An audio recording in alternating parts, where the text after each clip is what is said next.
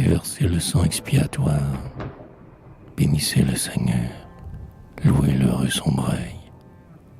Celui qui monte au ciel, brillant de tant de gloire, n'a pas besoin de chants de deuil.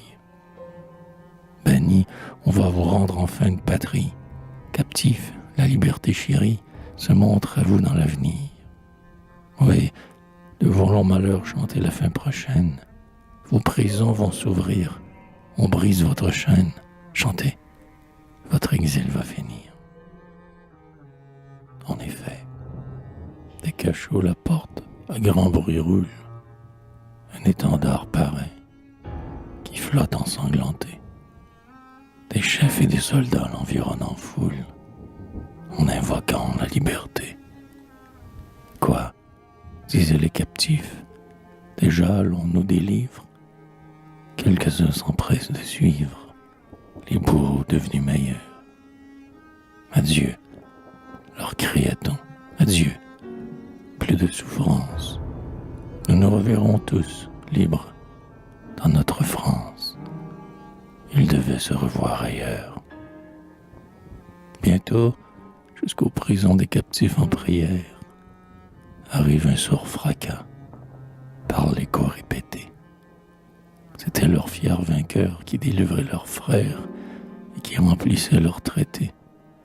Sans troubler les proscrits, ce bruit vint les surprendre. Aucun d'eux ne savait comprendre qu'on puisse jouer des serments.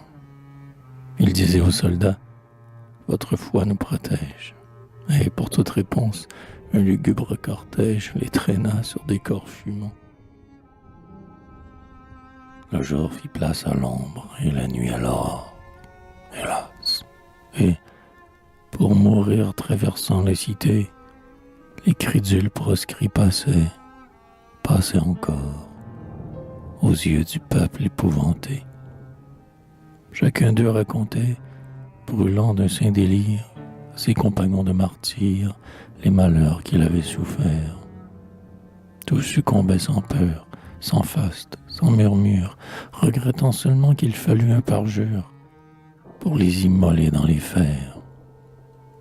À coups multipliés, la hache abat les chaînes.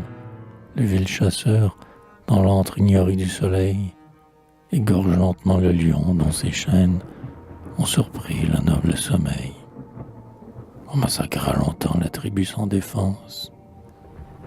À leur mort assistait la France, jouait des bourreaux triomphants, comme jadis, au pied des idoles impures. Tour à tour, une veuve, en de longues tortures, vit expirer ses 7 enfants. C'était là les vertus d'un Sénat qu'on nous vante.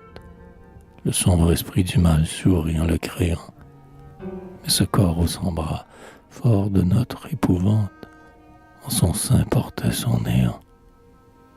Le colosse de fer s'est dissous dans la fange. L'anarchie, alors que tout change, pense voir ses œuvres durer.